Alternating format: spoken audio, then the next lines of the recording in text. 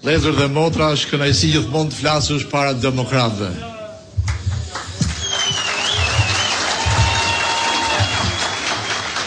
Në fjalimin e fundit janë mërzitur shumë grupe kriminale edhe shumë ata që duhet mërziteshin.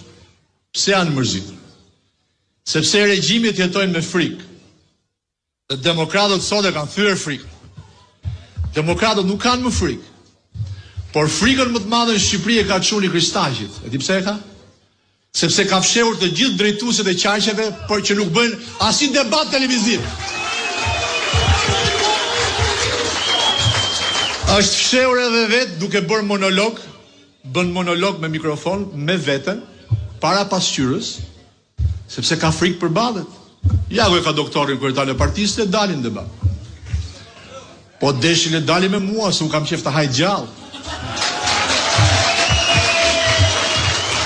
Megjithse ai nuk hahet.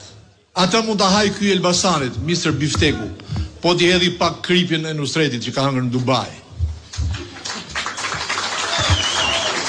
Na ishte mërzitur dhe një nga intelektualët më të mëdhenj për masave botërore, Taulant Balla.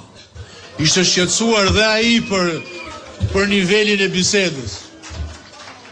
Tani e kuptoni ju sa qesharak janë? Dhe njëkohësisht Afrika Çakja. Pse? Se ka një armat si në studio dikur. Ta e dini të gjithë, ne jemi bio, ne jemi të djathtë me shpirt. Ne e duam përballjen.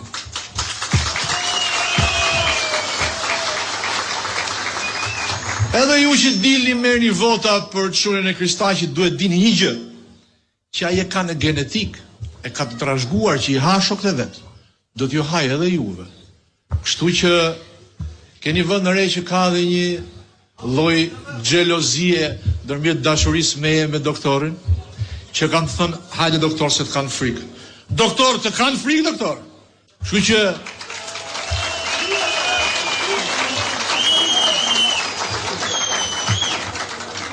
çuni Kristaqit mos bëj monolog.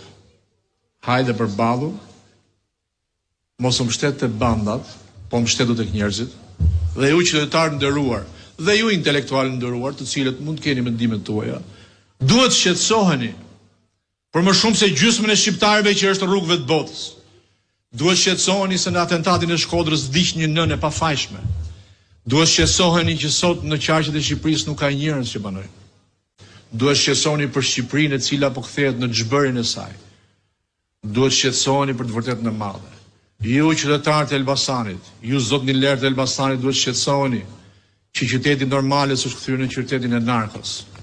Ju duhet shqetësoheni nga bandat kriminale. Ju duhet shqetësoheni nga banalizimi i shoqërisë. Nuk duhet shqetësoheni nga njerëz të drejtë, nga njerëz të ndershëm dhe emocional. Fitore, fitore dhe vetëm fitore.